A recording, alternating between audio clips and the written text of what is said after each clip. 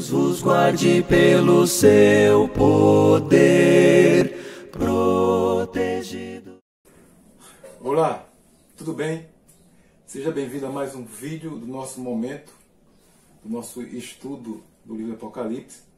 E desta feita nós vamos agora estudar o capítulo 10. Seja bem-vindo e vamos juntos nos edificar com essa poderosa mensagem que esse livro traz aos nossos corações. Tá certo? Vamos lá?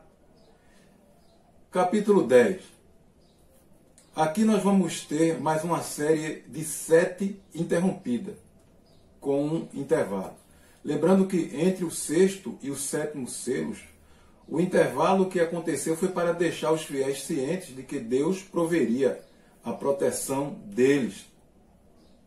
Isso no capítulo 7.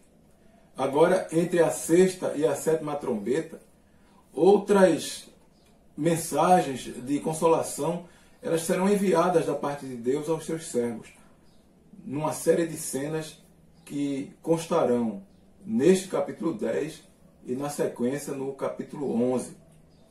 Então, o versículo de 1 a 3, os versículos de 1 a 3 do capítulo 10, dizem o seguinte: Vi outro anjo forte descendo do céu, envolto em nuvem, com o arco-íris por cima de sua cabeça.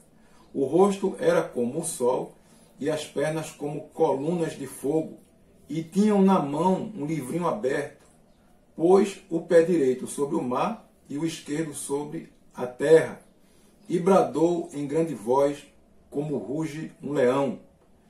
E quando bradou, desferiram os 7 trovões as suas próprias vozes. Na primeira parte do primeiro versículo, vi outro anjo forte descendo do céu. Aqui em Apocalipse aparecem 3 anjos fortes que descem do céu. O primeiro nós já vimos no capítulo 5, versículo 2, e ele procura alguém para abrir o livro que está na mão de Deus. O terceiro anjo, ele vai aparecer no capítulo 18, que nós vamos ver um pouco mais adiante, e ele vai anunciar a queda da Babilônia. E este aqui, no capítulo 10, ele vai descer do céu com a glória do céu, trazendo um livrinho aberto e as vozes dos 7 anjos. Alguns comentaristas, eles acreditam que este anjo forte seja o próprio Jesus, pois algumas características nos lembram a descrição dele, do Senhor Jesus, no capítulo 1. Embora não haja provas desta interpretação, o que nós percebemos claramente é que esse anjo forte, ele vem do céu com a glória celestial e vai trazer a revelação de Deus. A missão desse anjo forte não é de afligir, mas de advertir. E mais uma vez, antes da 7ª trombeta, um anjo forte, um anjo que recebeu poderes especiais de Deus. Na segunda parte do versículo 1, aqui do capítulo 10, diz que ele veio envolto em nuvem com o arco-íris por cima de sua cabeça. A nuvem com o arco-íris. Sobre arco-íris, sobre nuvem, Gênesis, no capítulo 9, de 3 a 14, fala sobre o sinal da misericórdia de Deus, da glória de Deus e da aliança firmada com a humanidade. Veja o que diz aqui no capítulo 9, versículo de 11 a 12 de Gênesis. Estabeleço a minha aliança convosco. Não será mais destruída toda a carne por águas de dilúvio, nem mais haverá dilúvio para destruir a terra. Versículo 12. Disse Deus: Este é o sinal da minha aliança que faço entre mim e vós, e entre todos os seres viventes que estão convosco para perpétuas gerações. Ou seja, a missão desse anjo é anunciar o fim dessa aliança, o fim da aliança de Deus com a humanidade, daqueles que menosprezam a Deus e desdenham de sua vontade. Na terceira parte do versículo 1, fala sobre que o rosto desse anjo era como o sol. A luz brilhante, que seria aqui, claro, uma representação da luz brilhante da glória de Deus. No verso 2, e tinha na mão um livrinho aberto, pôs o pé direito sobre o mar e o esquerdo sobre a terra. Esse livrinho aberto, esse livrinho, ou seja, o anjo forte tinha em suas mãos este livrinho. Um livrinho, ou melhor, um pequeno rolo de pergaminho. Muito diferente dos livros que hoje nós costumamos, né, a ver, a ter até. Era uma pequena mensagem, porém uma mensagem muito importante.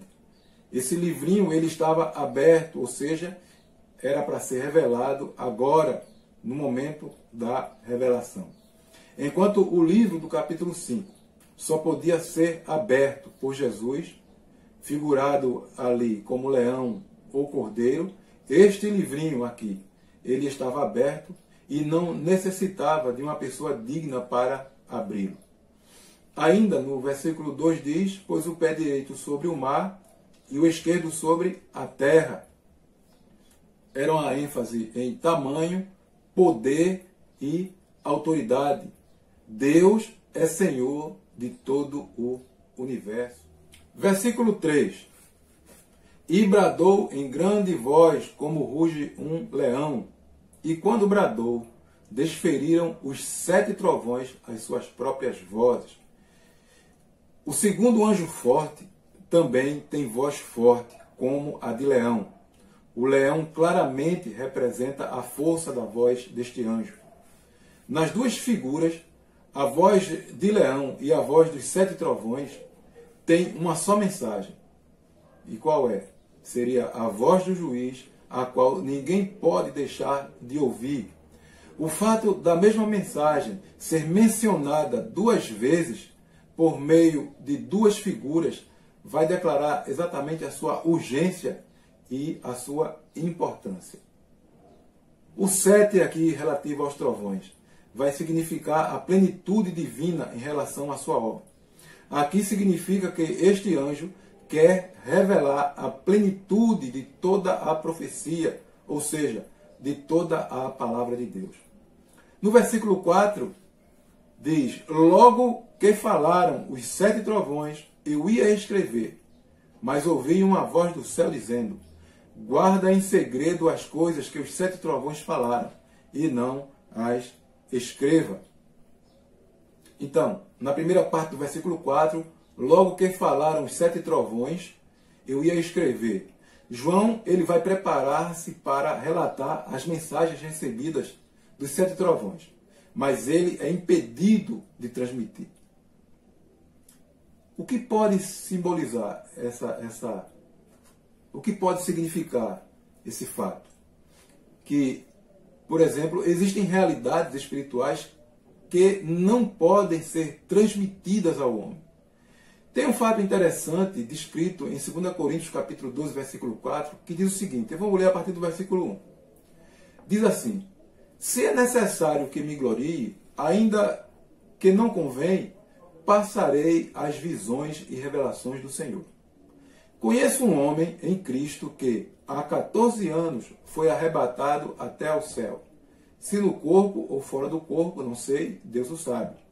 E sei que o tal homem, se no corpo ou fora do corpo, não sei, Deus o sabe, foi arrebatado ao paraíso e ouviu palavras inefáveis, as quais não é lícito ao homem referir. Então, segundo essa interpretação aqui, existem realidades espirituais que não podem ser transmitidas ao homem. E poderia ser essa a razão pela qual João tenha sido impedido de escrever. Uma outra possibilidade também é que essa mensagem ela foi especificamente para a pessoa de João, não dando a ele qualquer possibilidade de passá-la para terceiros. Tá bom? Então, nos versos 5 e 6, vamos ler? Então o anjo que via em pé sobre o mar, sobre a terra, levantou a mão direita para o céu e jurou por aquele que vive pelos séculos dos séculos, o mesmo que criou o céu, a terra, o mar e tudo quanto neles existe, já não haverá demora. Ou seja, tudo estava pronto para o julgamento. O anjo prepara-se para fazer, melhor dizendo, um juramento. Ele levanta a mão direita e com essa imagem aqui eu quero sugerir que você também leia Daniel 12, Daniel capítulo 12, versículo 7, né, sobre essa questão de levantar a mão direita. Ele levanta a mão direita e jura pelo eterno Deus. Não há dúvida, a palavra de Deus ela será cumprida. Ao referir-se à criação, ao descrever o Senhor, significa que acontecerá algo importante em relação à criação. Já não haverá demora. Já não haverá demora. No finzinho do versículo 5, aqui é uma referência ao tempo de cumprimento que promete que as coisas profetizadas aqui aconteceriam logo em breve. E sobre isso é bom lermos Apocalipse no capítulo 1, versículo 1. Veja só. Revelação de Jesus Cristo que Deus lhe deu para mostrar aos seus servos as coisas que em breve devem acontecer e que ele, enviado por intermédio do seu anjo, notificou ao seu servo João. Verso 2. O qual atestou a palavra de Deus e o testemunho de Jesus Cristo quanto a tudo o que viu. Versículo 3. Bem-aventurados aqueles que leem e aqueles que ouvem as palavras da profecia e guardam as coisas nela escritas, pois o tempo está próximo. Capítulo 1, versículo de 1 a 3. E por que eu li esse texto? Por exemplo, existem muitas interpretações afirmando que quase tudo no Apocalipse ainda vai acontecer. Então, mais de 1900 anos depois de João, desde João até os dias atuais, simplesmente seria uma flagrante contradição à palavra do Senhor. Então, no texto que nós lemos, ele afirma nos versos 1 e no 3 que as coisas, primeiro, aconteceriam em breve no verso 1. E aqui no verso 3, ele vai dizer que o tempo está próximo. Notando, é bom que se diga, que nos tempos do apóstolo João, o Império Romano dominava uma grande parte do mundo civilizado da época e agia com bastante rigor sobre os cristãos. Como já vimos em aulas passadas, não somente os cristãos sofreram com vamos dizer assim, com o domínio romano. Outras minorias também sofreram. Mas no caso dos cristãos, eles foram perseguidos basicamente por negarem a divindade do imperador e aos deuses do panteão romano. Então, vamos seguir com o nosso verso 7. Então, voltando ainda, né, melhor dizendo. Então, dado a isso, essa profecia ela foi escrita visando fortalecer os nossos irmãos que no passado sofreram bastante devido às imposições do império, perseguições das mais perversas e coisas que até a própria história secular, os historiadores, eles descrevem, né, as aberrações. Então, vamos aqui entrar agora para o versículo 7, que diz o seguinte: mas nos dias da voz do 7º anjo, quando ele estiver para tocar a trombeta, cumprir-se-á então o mistério de Deus, segundo ele anunciou aos seus servos, os profetas. Ele aqui vai dizer, na primeira parte do versículo 7, nos dias da voz do 7º anjo. Aqui é reforçada ainda mais a ideia da proximidade da execução do juízo de Deus para aquela época, né? Do cumprimento do mistério de Deus. Este anjo que domina a terra e o mar, ele olha para a sétima trombeta. As primeiras 6 trombetas, né, os fatos que foram descritos, eles já passaram. Não será necessário esperar muito, porque a sétima trombeta, ela já trará o cumprimento esperado pelos santos perseguidos. Aqui também fala no versículo 7 sobre o mistério de Deus. Deus, ele conquistou a vitória sobre as forças do mal e reinará para sempre. Em Apocalipse capítulo 11, versículo 15, Apocalipse 11 será o vídeo que virá em seguida, né, e que nós vamos estudá-lo, permita Deus. O que é que ele diz lá? 11, 15. O sétimo anjo tocou a trombeta, e houve no céu grandes vozes dizendo: o reino do mundo se tornou de nosso Senhor e do seu Cristo, e ele reinará pelos séculos dos séculos.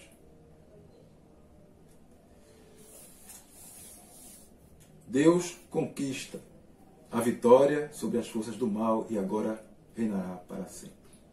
No verso 8 diz: a voz que ouvi, vinda do céu, estava de novo falando comigo e dizendo: vai e toma o livro que se acha aberto na mão direita, melhor dizendo, que se acha aberto na mão do anjo, em pé sobre o mar e sobre a terra.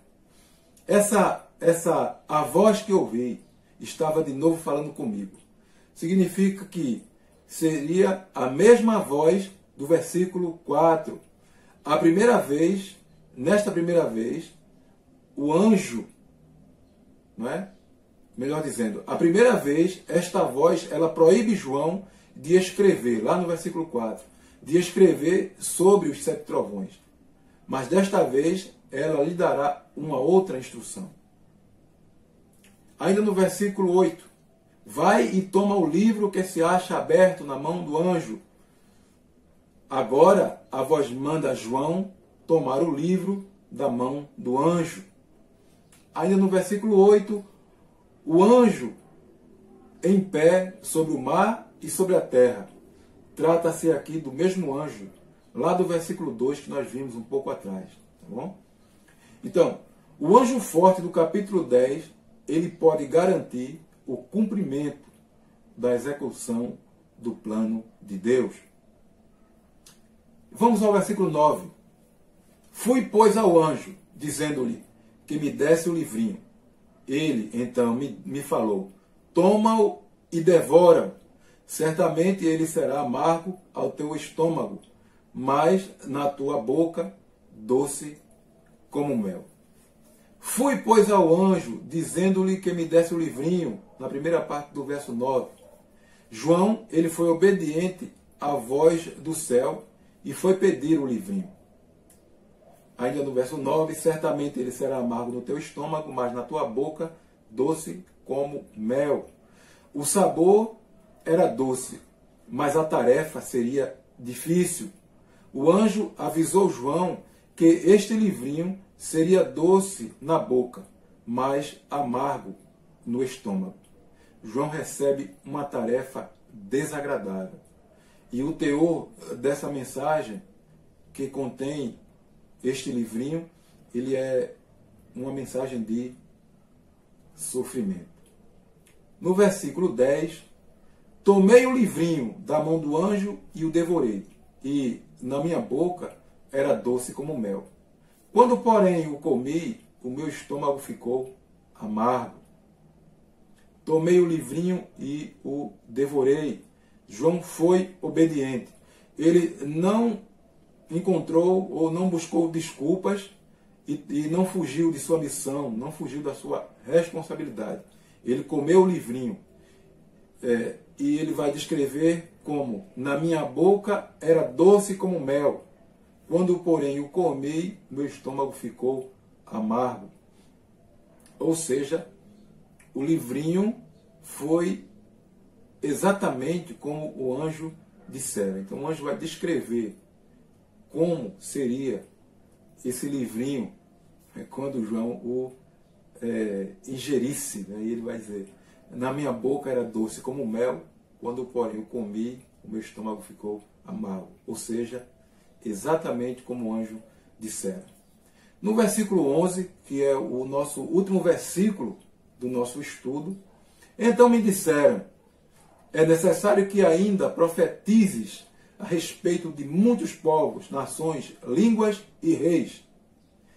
É necessário que ainda profetizes a respeito de muitos povos, nações e línguas e reis. Ou seja, este versículo, ele reforça o significado do livrinho. João é obrigado a profetizar sobre nações e reis. Já falou sobre pragas, sobre castigos atingindo um número cada vez maior de pessoas e até causando a morte de grandes multidões. A difícil missão de João não para por aqui. Existem mais coisas a serem reveladas. Existem mais pela frente. E isso vai incluir profecias sobre muitos povos. E por aqui nós encerramos o nosso estudo. Agradecemos mais uma vez pela companhia e peço a Deus que nos abençoe e nos dê a plena consciência da nossa vida como cristãos e servos do Senhor. Rogando a Ele para que nos dê fé, para superarmos todas as dificuldades que estamos por hora vivenciando no mundo inteiro devido a essa pandemia, e pedir a Deus pelo governo, pelas autoridades do nosso país, pelas autoridades mundiais, para que, buscando sabedoria nele, possam pôr fim a essa pandemia, a esse mal, esse flagelo que se abateu, né? Que abateu-se sobre todos nós. Que Deus nos abençoe, nos guarde, e conto com você no capítulo 11, dentro em breve, tá bom? Se Deus permitir. Tchau. Deus vos guarde pelo seu poder.